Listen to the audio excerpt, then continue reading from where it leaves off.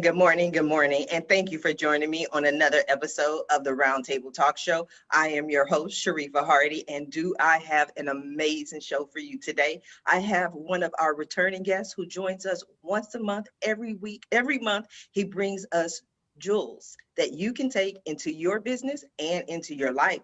But I have some new friends for you to meet as well. But before I go ahead and introduce today's guest, I'm going to ask you to do what I always ask you to do, and that is to go out and be an evangelist for the Roundtable Talk Show. There's some entrepreneur, there's some business owner, there's someone out here who needs this information. It, again, might help their business or their life. So while you're introducing your friends and your network to the Roundtable Talk Show, I'm going to go ahead and introduce a dear friend of mine, Mr. Sir Sanju. Now, Sir Sanju is the only knight that I know, an actual knight. I always say that every time he goes on the comes on the show. But Sir Sanju is an entrepreneur, and he understands what level of dedication and support is necessary to help make a business successful. Good morning, Sir Sanju. How are you? I am awesome now that I'm here. Thank you. I love when you're on the show. Why do you keep coming back? I love the people that we meet. I love the topics that we discuss. It's kind of fun that you don't know where it's going to go, right? It's not scary. Nah, randomness is my best friend. Okay, so tell us a little bit about yourself, Sir Sanju. Who are you and what do you do? Well, I'm based out of Toronto, Canada, which is why I can't do anything about this right now. I love you're here. We're on full lockdown. We're on full lockdown in California too. So if you watch the shows over the last couple of months, you will see the difference in my hair. Go ahead. I digress. Well, you reach a point where your hair controls you, right? And you're like, all right, then. You do you. I am an entrepreneur. I own a few different things, but my primary baby is my marketing agency. As you know, we're global. We work with clients of all different sizes, all different industries. So like I said, I love the randomness of it. And you know, we've been blessed that, you know, we've been able to grow and through these times also help other entrepreneurs start their businesses or help them grow what they have so they don't fall behind as we go through this process of getting back to normal. Why is that so important to you? Well, I mean, someone at some point gave me a chance, right? And someone at some point gave me the advice that I needed to take it to that next level and do what I did. So, you know, for me, it's a way to give back, and it's something that's very important to give back, in my opinion. Sir Sanju, what have you seen in the last year as far as businesses? What I've seen is at the start of the pandemic, everybody went into freak out mode. Like, oh my God, I don't know what to do. I don't know what's going to happen. I don't know what tomorrow holds. And then about 6 months later, I feel like we went into, okay, we pivoted. We're online. We're going in that direction. And then in December, it seems like everybody was like, look, we just want to rest. We want to deal with family, and we'll work on it again in 2021. And now it's January. Happy New Year, by the way. I don't even think I had an opportunity to say that. Yeah. And we're up again. We're ready to go. We're excited. I feel the energy of the new year, but what do you see? What do you feel? It's essentially the same thing, right? I think the aspiration of different things. I know we're not getting political, but of a change of government, of, you know, change of environment, you know, the hope of vaccines coming out and being administered. I think is getting people thinking now back into what do we need to do and how do we move forward. So planning has gone from, oh my God, to, okay, how do I sustain myself, to now, okay, what do I need to do to ensure that when we are back at day zero, let's call it, you know, we're actually ahead of the game and we're moving forward. What are some recommendations that you have for business owners or people in general? What do you recommend? I think talking to a digital professional and understanding where to put your investments, you know, and where it doesn't make sense, but also looking to what you can do and understand what you can do to get ahead now, so that when you actually do reach that point that businesses are open or whatever your industry is, you're actually ahead of the game versus, you know, your friendly competitors that may have not made those investments or taken that time. when you say investments, is there a particular area that you would recommend? Because for me, and I think most entrepreneurs and small business owners, we have, I don't even like to use the term limited resources, because to me, that's not a wealth mindset, because I know that there are unlimited resources at hand. But if I have a certain amount of resources, okay, would you recommend take that and put that towards your marketing, take that, put that towards your website, take that, put that towards, getting an LLC? What do you think is the primary focus right now? I think there's three equally important focuses. One is making your websites up to par, your content's where it needs to be, so that when people land there, they understand who you are, what you are, and hopefully helps you convert and get those leads. I think the second important part is investing heavily in SEO and pulling back maybe on the ad spend. So again, getting ahead on those keywords that, a year ago would have cost you a ton of money or would have been almost impossible to rank for, and taking advantage of this time to get ahead when people have pulled back those investments or those efforts. And I think the third is social media. I think, building relationships and foundations, building connections, building a little bit of PR behind your brand, so that when you do relaunch, you have that backing behind you to make sure that you kind of, accelerate your success. Absolutely, Sir Sanju. I am going to come back to you, but I want to go ahead and introduce our next guest, Mr. Andrew Selepak. Andrew is the program coordinator of the Master of Arts in Mass Communication program with a specialization in social media at the University of Florida in the College of Journalism and Communications. He also teaches courses in the Department of Telecommunication at the University of Florida. Good morning, Andrew. How are you? Good morning. How are you? I am excited. So, if I understood your bio correctly, you actually teach social media. Yes. And I just actually want to go back a second because, you two were just talking about Canada and California. I'm in Florida. Everything's open except for movie theaters. We know, don't rub it in. I got a haircut on Friday. Like, just went in. Okay, wait. What part of don't rub it in? Like, you know what I mean? Like, let's talk about social media. I am so jealous. I'll be talking on the shows and to my guests, and like, Sharif, especially in Florida, we're not locked down. I don't understand. I want to go out. I want to leave the house. To me, it's the same virus. It's the same disease. They say it's because we won't stay in the house. I'm like, have you seen Florida?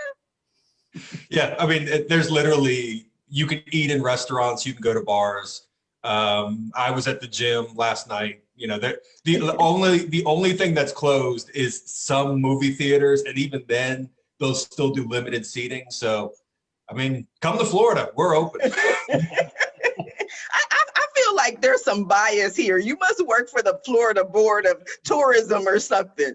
I'm from Virginia originally, and I know lots of Virginia is closed, and that's why I'm glad I'm in Florida, where, like I said, we're open, and we're open for business and doing stuff. I mean, even you can look at the difference in Disney between Florida and California. You can go to Disney in Florida, and there's nothing open in California. You said that with so much pride, though. You know what I mean? Like, you're just so proud of the fact that I am literally in a prison, not of my own making. And everybody's sitting around the house like, oh, we should go somewhere. I'm like, go where? Even when, and I'm bougie, by the way, you'll get to know me. Even when things were kind of open and they had outdoor dining, all they did is put up big tents in the parking lot. And I'm like, I'd just rather Postmates than sit in a parking lot. There's oil on the ground. And I'm sorry. Andrew, tell us about yourself, please. So obviously I am from Florida. I teach at the University of Florida. I teach social media courses, sports courses, entertainment courses. I've taught a number of courses during my time at UF. I've also worked as a radio reporter as well. So, done different things in the media. And as you mentioned, I do teach a course on social media. I'm teaching it this semester.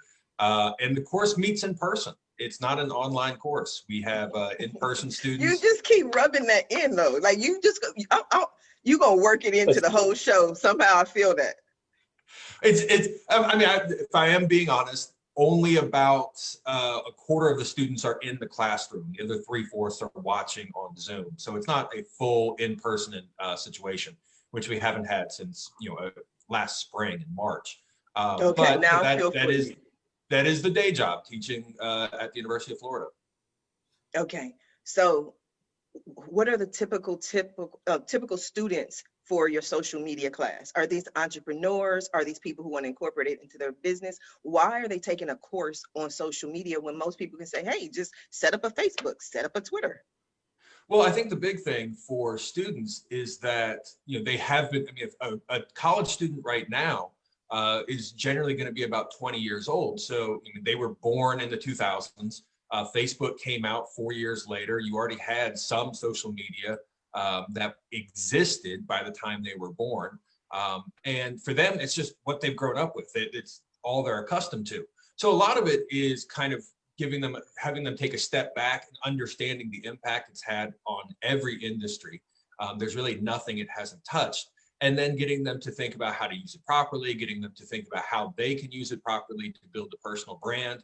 And then there's a huge part about it of how to protect themselves online, because if we're going to talk about using social media, you also have to think about how much data you're giving away, who's using that data, who's profiting off of that data.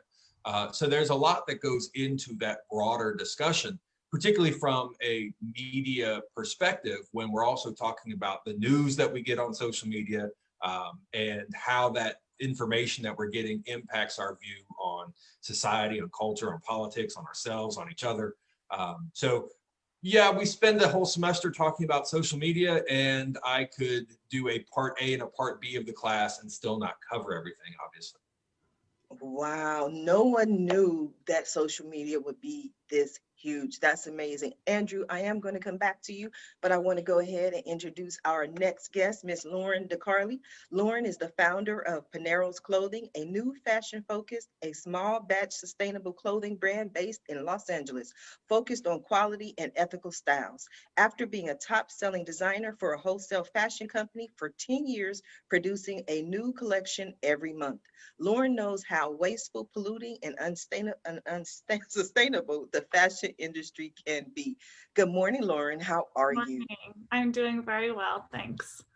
Okay. Are you gonna let Andrew talk to us like that? No. That's all right. I'm going to go get lunch later and leave the house. Lauren, talk to us. Talk to us about Paneros Clothing. Yeah, so I was a designer in the wholesale industry, like you mentioned, for 10 years. And, I got a lot of my experience there and was able to travel and see the industry on different levels and understand that in that business model, it's really not sustainable to be producing so much clothing every single month. And, all of the samples that go into just creating one collection, editing it down, there's tons of waste. So I really wanted to create a better alternative, which is why I founded the company. And we started just upcycling vintage Hawaiian shirts here in Los Angeles. So I sourced everything here in LA. They're unisex. So I really wanted it to be inclusive for men and women and for multiple body types. So we started with the upcycled shirts and then moved on to a ready-to-wear women's collection that's all ethically produced in Indonesia. I traveled there and sourced the manufacturers myself, just making sure everything was done right, and that we weren't like cutting any corners, and really being able to feature the people behind the clothes. I think there's a big disconnect with the fashion industry, especially these days where, like fast fashion companies are, they're putting out pieces at such low prices, which is not sustainable, and most likely they're cutting some corners. And there's no connection between the person that actually made their clothes. I think people forget that there is someone behind the clothes that you wear. So I really wanted to feature who we work with, the artisans in Bali that we work with, everyone included. Wow, I like that. So let me just ask you this, because I like to ask about trends and what you see going on in the world. Do you feel that more people are concerned about who makes the clothing now, as opposed to, okay, I just want to get that off the rack and it looks good on me? As opposed to like what the brand is that what you're saying? Not necessarily even the brand, but just the clothing item itself?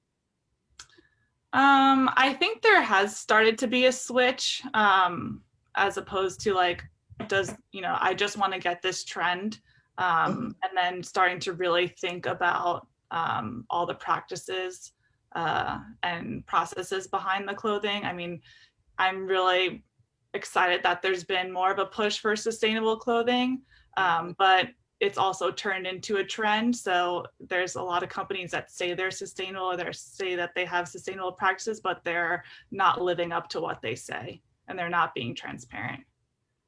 What defines sustainable? What makes it sustainable? So it's hard to say because it's not something that's regulated within the industry, which I think could be something that is worked on for the future, because I believe it's very confusing for consumers.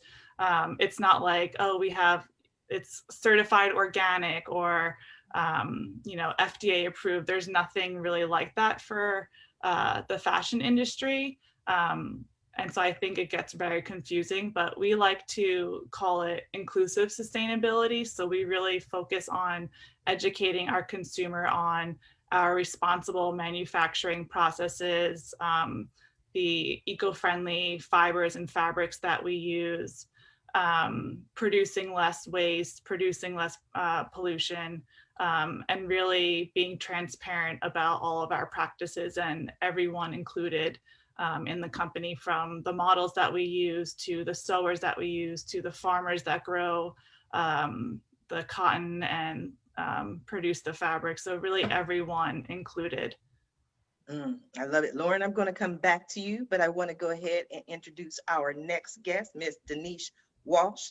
Denise is a proud wife and mother, former clinical psychologist, motivational speaker, and multi-million-dollar earning entrepreneur. Denise started her career by working with families at a local mental health agency as a clinical psychologist, but left the practice to pursue a successful career in the direct sales industry. Her impact as a leader in that field, coupled with her certification and experience as a life and dream coach, has given her the unique ability to help people tap into their ultimate potential and find their greatness. Good morning, Denise. How are you? Good morning, you guys. I'm in Michigan, I have to say. I was about to ask, that was my question. Yeah. Look, people are leaving California left and right. When are they going to start moving out of Michigan here?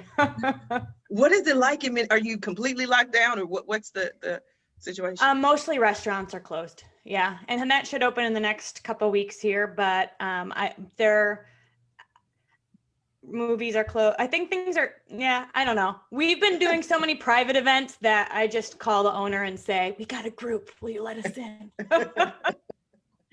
Okay, I don't know. That's what you do, right? It goes underground sometimes. Denise, I like you because you are describing my birthday party on the 31st of March this year, because everyone is like, Sharifa, it's a Zoom. Why are you inviting all these people? I'm like, okay, wait until you see. You'll see. Denise, tell us about yourself. Who are you? What do you do? Oh, yes. Honestly, you're a truth speaker. Like, you cut straight to the chase. Well, I think when you're an entrepreneur, you're solutions focused. So instead of sitting back and waiting for the solutions to come, we go, all right, well, what can we do? Right. And I've got 2 little boys that need to get their energy out. So we're going to figure this out. But prior to all of that, as you read, I was a clinical psychologist and I worked 5 years in a local community mental health. And I got into that field because I was working in New York City with New York City foster kids, and I fell in love with helping people know how awesome they are. You know, I was working with these kids who their guard was up, their head was down, their belief was low. And throughout the summer, I saw so much transformation just being in a safe place where people loved them, you know, that I was like, everybody needs this. And so I got into the field of psychology, but I quickly learned that I was working with people that didn't really want help in a system that couldn't really help them. And so about 14 years ago, I started in direct sales and was able to quit my full-time job and do business coaching within my team. And I've continued to expand that because, again, I'm like, not everybody wants to, do a home-based business, but everybody needs this information. So I've written books and journals and offer coaching programs to help people really break through their own personal glass ceiling and live a life that they love. All I can see is like one portion of your life, like just the desk behind you. And already I'm like, your life is great. Like your life just seems very wonderful to me. I want whatever We're you're doing underground parties, you know. No, this But is it's very true. I think so many times we live as zombies, that, you know, like we're doing the thing, going through the motions, and nothing changes, and we wonder why. And my job is to kind of light that spark within people, to ask some of those hard questions, to heal through the things that have been holding us back, and to actually make changes that are sustainable. No, I have a friend, a dear friend of mine. I love her like my sister. She's a caregiver, in-home caregiver, and she had a patient who had been with her for some time, became like family, and she lost him. He passed away on January 14th of this year. And I was speaking to her on January 16th, and she said to me, she's like, Sharifa, I'm depressed. And I was like, no, you're not depressed. Well, not that I'm a doctor, but this is what I said to her. I said, you're grieving. You know, so often it's the verbiage, it's semantics, you know, and I feel depression to me is not the same as if you just went through this traumatic experience and you're feeling it. So yeah. I think, what do you think about that situation in the verbiage and terminology, Denise? Absolutely. And what's interesting is you think about the whole world is kind of going through some trauma this past year.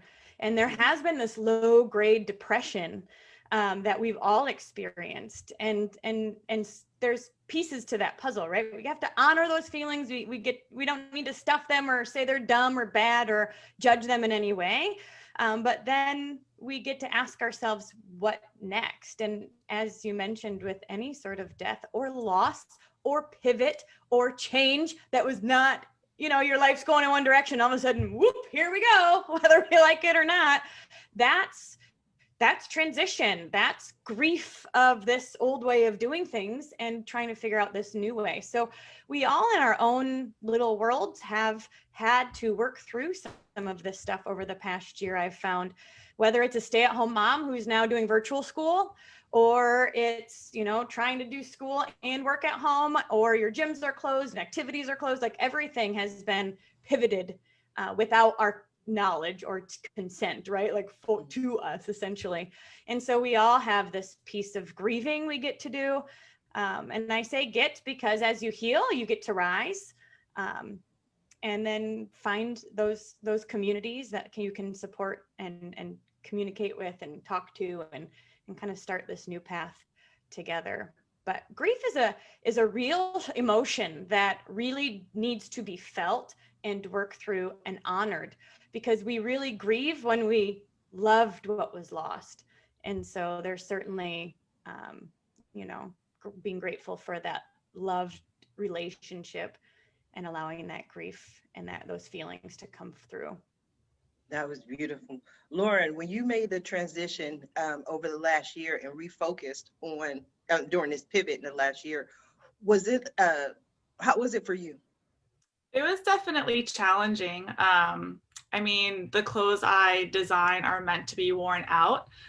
So that was definitely challenging that everyone's inside. So it's, how do you relate to the customer still?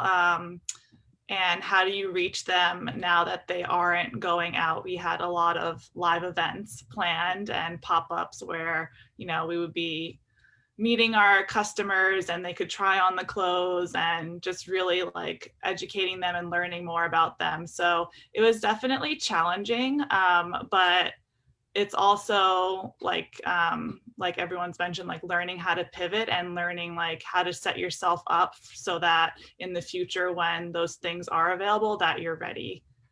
Mm-hmm. How's it been for you, Sir Sanju?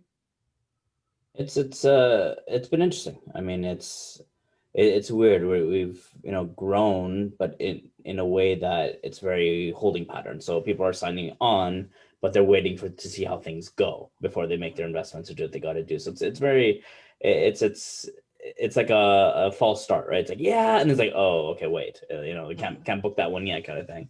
And and to Lauren, like we're supporting a company very similar to what you do, and it's dynamically just shifted like that. Like it was nuts, right? Because a lot of fashion is, especially when it's not fast fashion, is touchy-feely, fit, understanding how it makes you feel, and then getting that across. And to do that through a social post or a video on your website, it's really tough, right? And then to keep that sustenance going when now suddenly where you had maybe 30 competitors, you have 300 competitors because everyone just went online, right? So, this is really interesting to see those stats, even for this client, that November and December were actually not their best years this month, right? I mean, the months this year rather, right? It was actually, September, October. So how everything is shifting and how expensive it's becoming to market these types of industries, it's mind-blowing, right? And it'd be interesting to see if when things go back to normal, does everyone kind of stop shopping online and give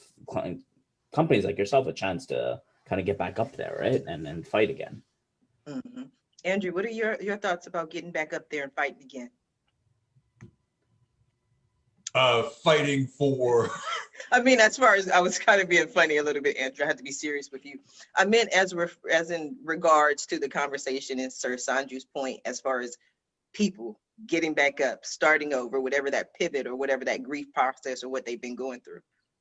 Well, I mean, I think it's tough because, I was joking before about Florida being open, but, many small businesses have gone under. And many people have lost their small businesses, and there's not been the relief that there was expected. And then there have been so many, particularly outside of Florida, but there have been a lot of starts and stops. We're going to open, nope, they're going to close for 2 weeks. And if you're a restaurant, if you're a small business, you think, okay, well, we'll do this 2-week hold. I can maybe keep my employees on furlough for a little bit. And then 2 weeks later, you have a governor or a mayor saying, no, we're going to do 2 more weeks. And, it was just unsustainable for so many small businesses. And a lot have just gone under. And it's really sad because it's kind of leaving us in a lot of places with just sort of the big, mega stores and the big box stores. And we're left with, restaurants that you can see anywhere in America. And that's kind of for me, one of the most disappointing parts, because I prefer the small restaurant. I prefer the local restaurant. I prefer the local store. And that's what's gotten hurt the most. We don't have to worry that McDonald's was going to go out of business. We didn't have to worry that, even some of the, Best Buy was going to go out of business. But that's what we're looking at is these smaller businesses that are going and hurting the most. And the flip side to that is, I'm actually going to disagree a little bit with the knight from Canada. I think people have gotten too accustomed to shopping online, and I don't know how much it's going to go back. You look at Instagram, and they've just made it that much easier with their recent update to make purchases on there. Bezos is clearly making a lot of money. We know that Zuckerberg wants to find more ways to monetize the social media platforms. This past Christmas was, an Amazon Christmas, because that's where people did their shopping. And I just don't see people going back to the mall. I don't see people deciding I'm going to drive to the mall and park so far away and stroll up and down the stores to hope that they have the size that it's going to be online. And people are going to find that through social media, one-click shopping. That's where we're going to be looking, which again hurts small businesses the most, because it's going to be the big businesses that have the easiest time putting those ads in front of us and having all that product. So it's a long answer to a short question, but I think we're looking at sort of the new future of online, digital, and, sadly, looking at so many of these small businesses that we've grown up to love not necessarily being there once we get through this particular pandemic situation.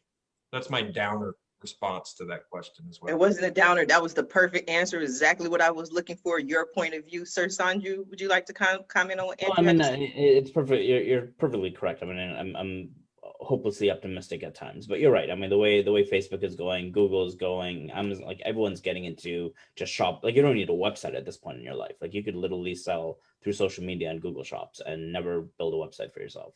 So I think that's a bad idea. I'm just gonna cut in there because I always say that, and people say I personally think that's a bad idea because I always look at your website as an electronic business card. That's what I call it. That's my thoughts on it. And there you can make it into a brochure. So yes, it's wonderful to have an Instagram. People make money through Instagram, but I think you still should have your website and your brand. That's just my point. I agree. I mean, my biggest touting to everyone is that's the foundation of everything. Yes. Right. It's your conversion place, it's your education place, it's everything. So I do agree. I just think that there's going to be a new generation that's rolling through that probably will phase out websites eventually. It may not be completely, but it'll definitely reduce. Okay, so then how is it that if your entire business is housed, let's say, on one social media platform, what happens if, God forbid, that social media platform is no longer there? You call Andrew. Good answer. Good answer.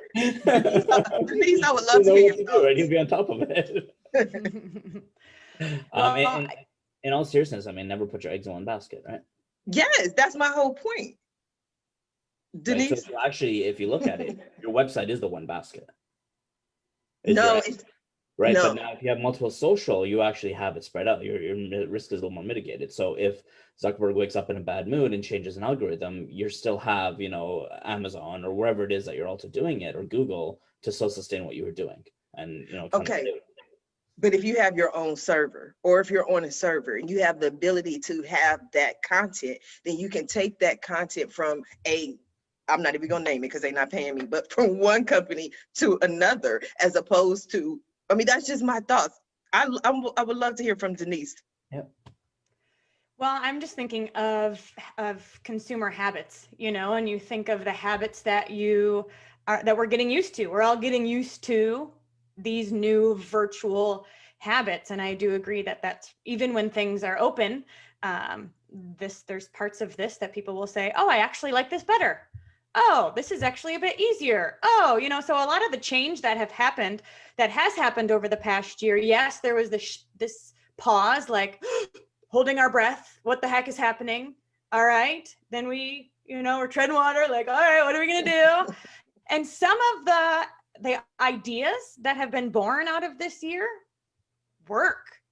Some people are going to still have igloos next winter, even if they don't need to, because it's fun, or they're going to still use their curbside pickup because it's different or it's easy or whatever it is. And so I think it's interesting to take a look and just say, all right, well, what has worked for me and what's not, and make decisions based on that.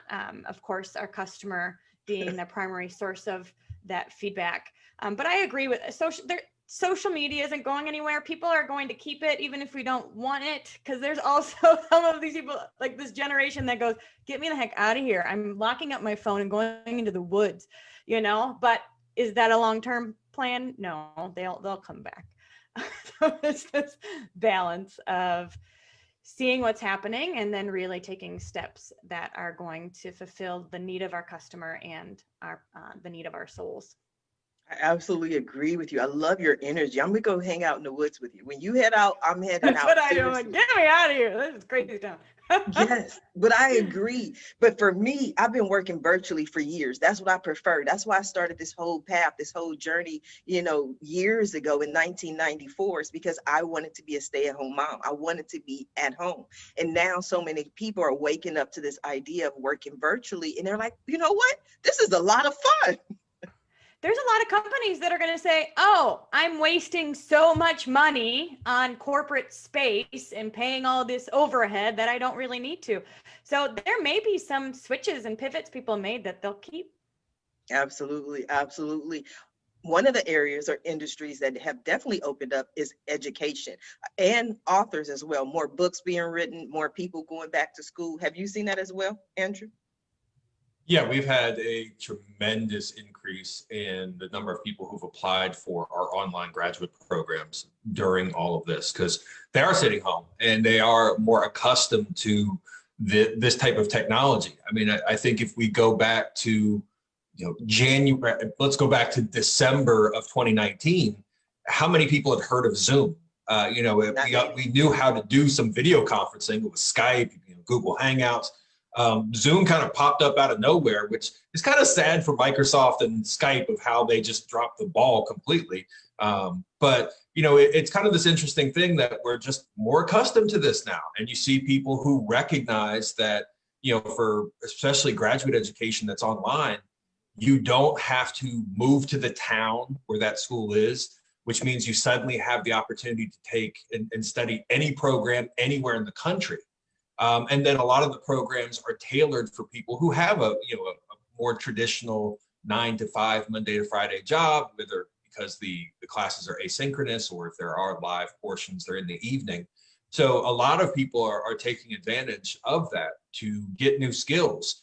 It's different than what we might have seen, going back to the recessions of the past couple decades, or the past decade or so, where people were more kind of concerned about, well, my job's being eliminated and everything else. The people who are going back to school are more in the white collar sectors where their job's not necessarily in danger, but they just have so much more free time. They're not commuting. I'm sure Lauren could maybe talk about the LA commute. I had the DC commute before I moved to Florida. Round trip every day, it was 4.5 hours. My commute now here in North Central Florida, where we're open for business, is, I think it's like 7 minutes, but for people who live in these major metropolitan areas, they don't have that commute. They have so much extra time. And the flip side is kind of like what Denise was saying. There's no reason for a lot of people, there's no reason to live in New York anymore. There's no reason to live in Chicago anymore because everything's going online. You can do so many of these jobs. And the flip side to that is, a place like Vegas, where are these, you're not going to have these big conferences. And if you're a business and a company, you realize probably during this time, we don't need to send 10 of our employees out to Vegas and it cost us tens of thousands of dollars. We'll send them to a virtual conference. They can come to work. They can sit here, cost us $100, and they get all the same information. So the impact, the ripple effect on industries, I think, is just, I don't think we've quite gotten there. And even back to Denise a little bit, one of the things that we haven't talked about, and I don't know if we even should because it's depressing, is the psychological impact that it's had on business owners, on families, on everybody of this lockdown. I'm joking around. I'm happy. Like, we get to go do whatever we want in Florida.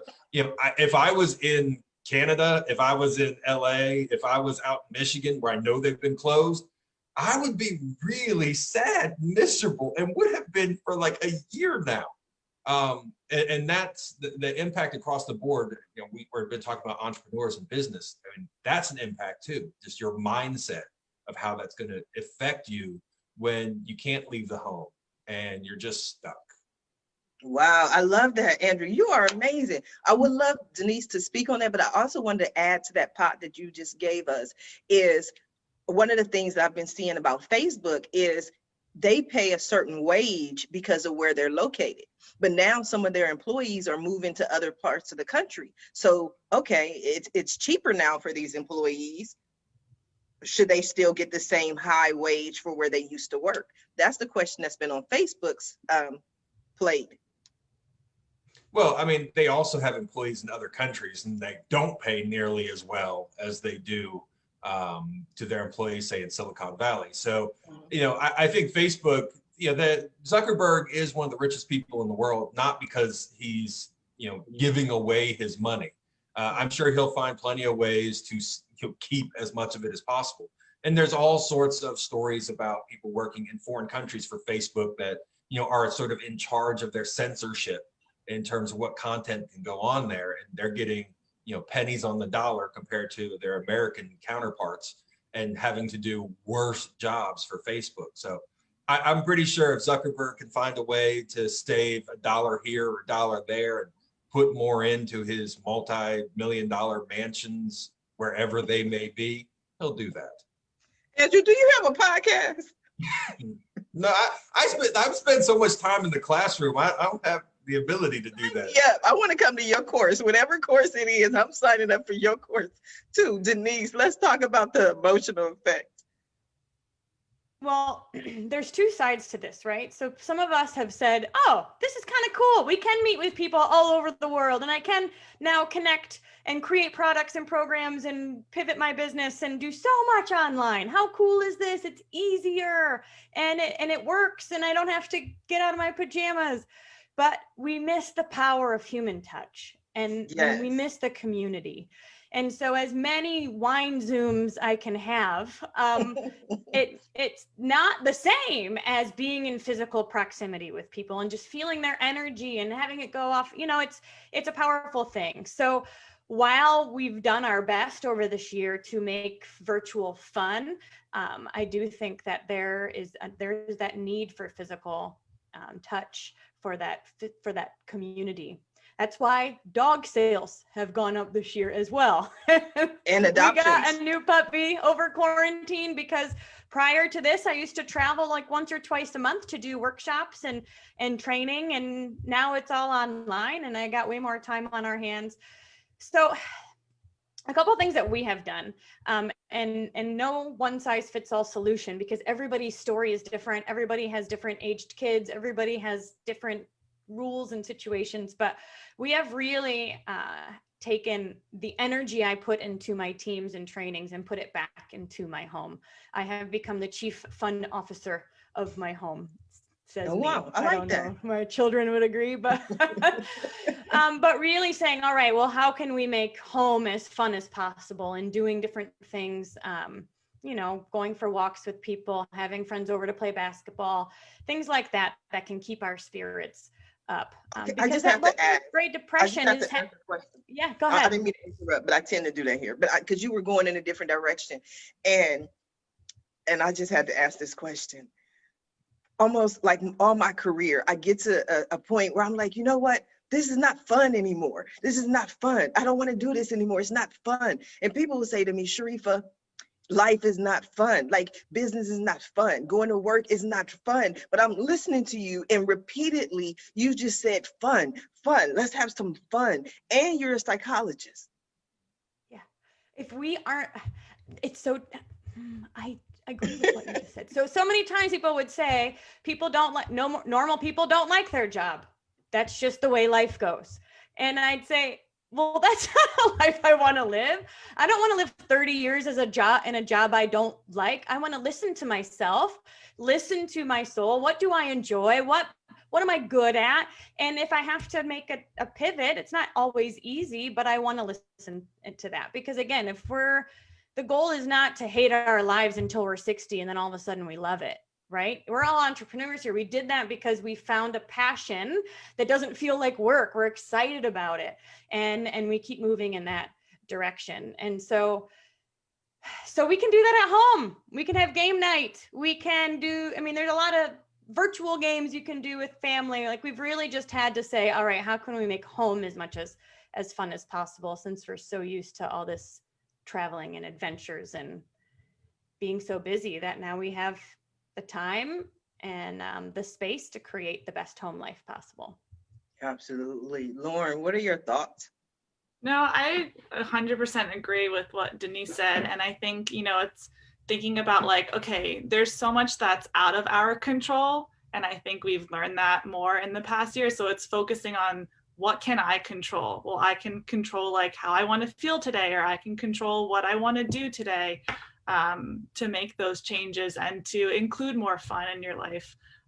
You know, I did commute an hour and a half each way. And so part of my choice, what I can control now that I have my own company, is, okay, I am going to work from home. And when I do commute, it's my choice, or it's for things that I want to commute for.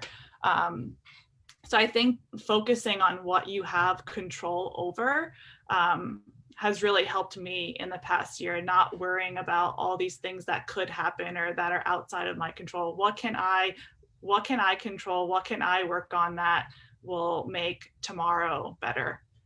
Mm-hmm. So Sanju. I mean, I totally get it. We have 2 young ones at home, one in homeschool, and it's a mess, dude. I mean, you got one crying because they don't want to take the nap, get the other one walking out of the room randomly because they're bored, you know, and just trying to keep everyone controlled and not lose it yourself, right? So, like, mad credit to my wife for handling that, right? Because I don't think I would have the patience for that.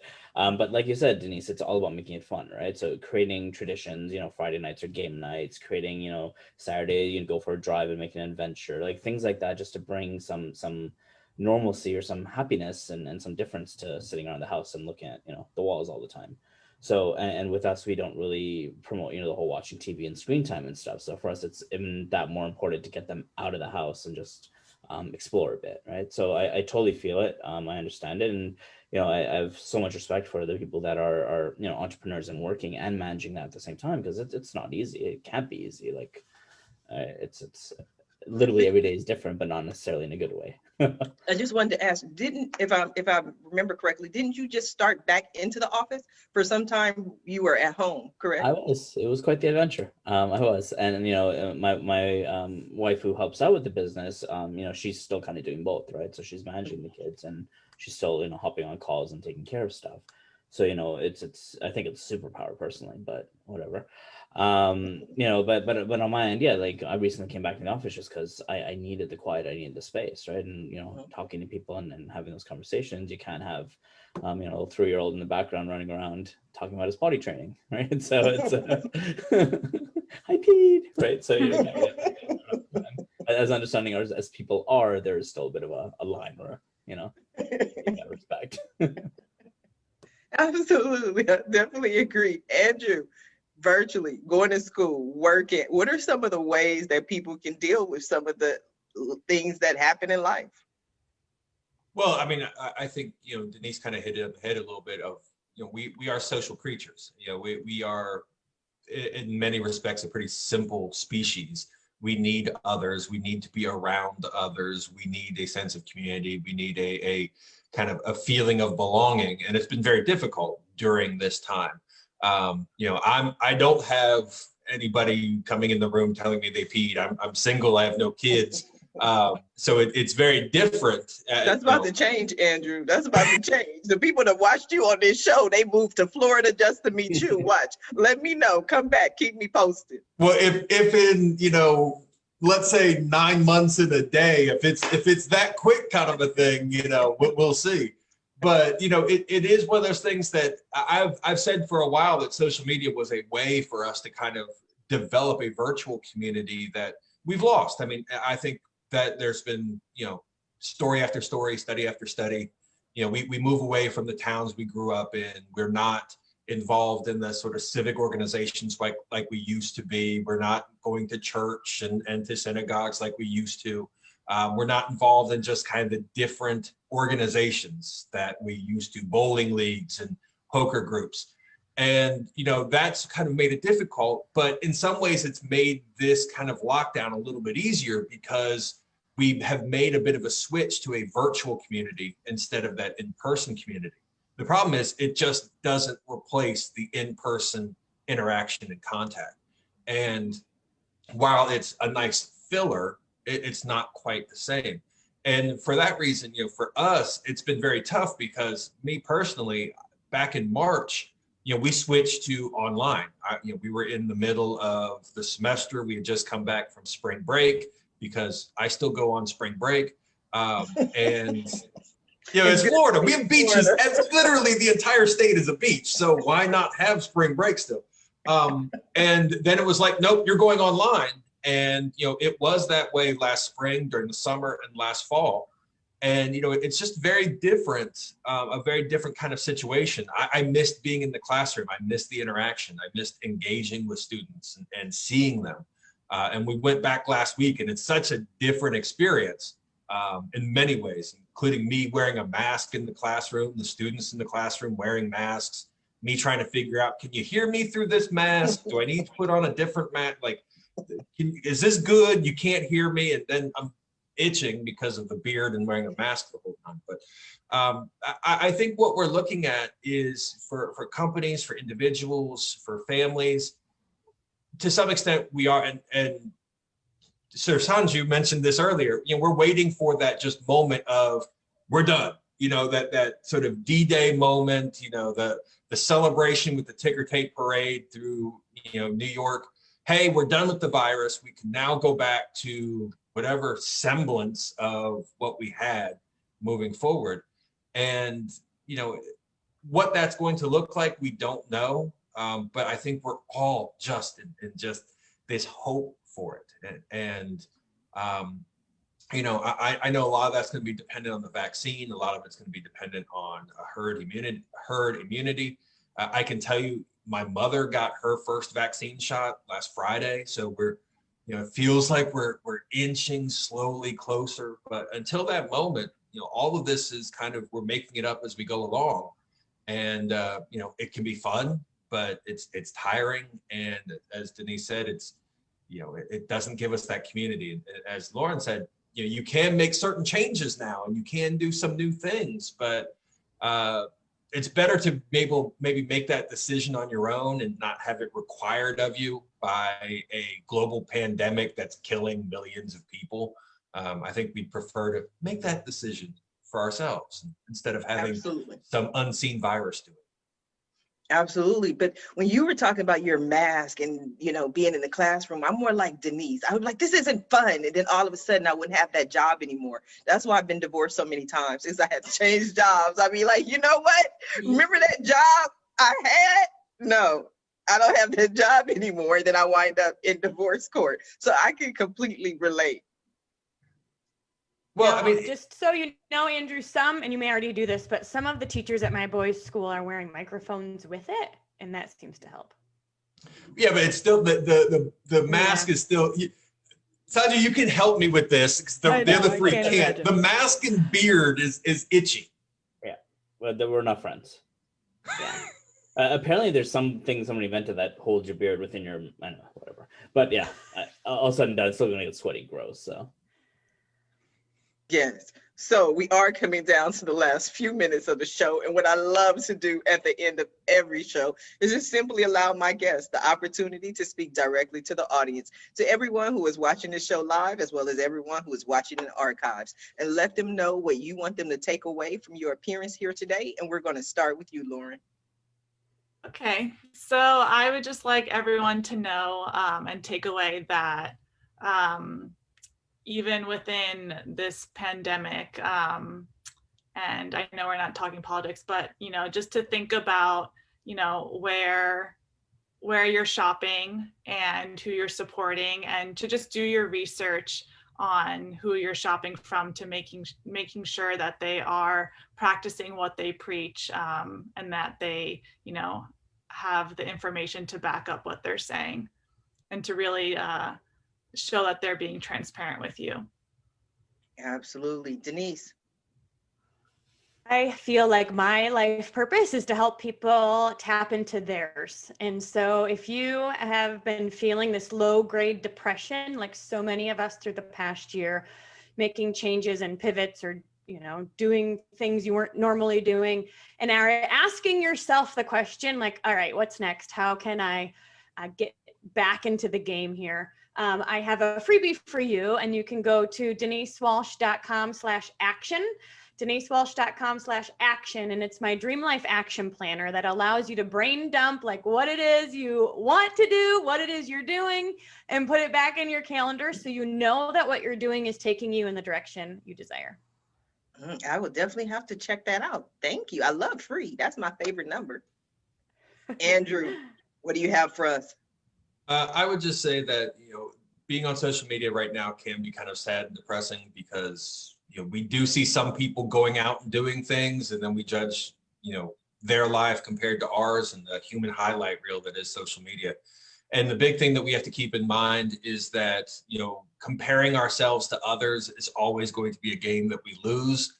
And whether it's your business, whether it's yourself, whether it's your family, the most important thing is to just compare yourself to what you were yesterday and try to be better than that. And if you can, then you'll be successful. If you compare yourselves to others, you're always going to fall short. You're always going to feel like a failure. Again, if it's yourself, your family, your business. So just try to be better than what you were yesterday, and you'll eventually become what you want to be. That's my psychological tip of the day. I stepped on Denise's foot there, I know, but that's something I think it's important to keep in mind when we're on social media. Okay, so how do I sign up for your class? I want to take your social media class just because I don't want to take all the classes, right? But I just want to take one just so I can be like, Andrew, I have a question. How do I sign up? There's, I mean, you would have to be an undergraduate student at the University of Florida. So I'm moving to Florida. Oh, yeah. Hey, again, we are open for business. If I don't get a call from the governor at some point after he sees this and like, do you know the governor? Because he has to pay you for this or something. Like this is I can't even get my stimulus check from the federal government. I can't imagine I'm going to get anything from the state government, but it would be nice. It would be nice. I haven't gotten mine either, so I feel for you, Andrew. I'm moving to Florida just so I could come over and talk to you all this time. Thank you for that laugh. I needed it this morning. So, Sandru, what do you think of today's show? I think it was pretty awesome. Learned a lot. It was really cool meeting all of you.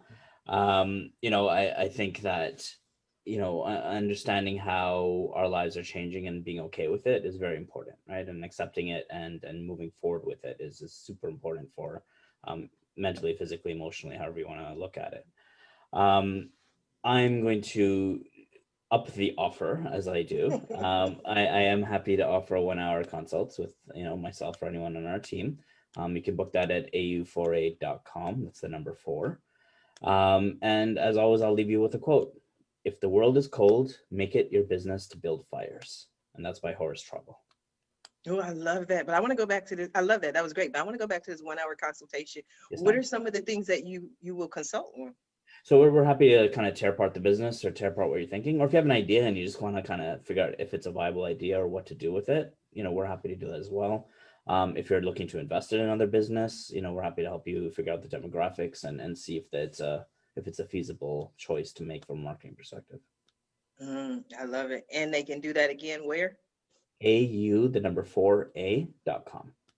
Absolutely. I want to thank you all for being guests on today's episode of the Roundtable Talk Show. And I especially want to thank everyone who tuned in to watch the show live, as well as everyone who is watching it in the archives. I definitely appreciate your support. I appreciate you. I appreciate you. I appreciate you. But I need you to do a little bit more. Just go a little bit further, dig a little bit deeper today. Share the show, but also visit our guests, visit their websites. They are in the Facebook post, and they were here today to help you. So please support them. And if there's anything I can do to help you with your business, or maybe you might want to be a guest on the Roundtable Talk Show, please visit my website at ashsharifa.com. Until tomorrow morning at 8 a.m. Pacific, everyone have a safe and a blessed day. Bye now.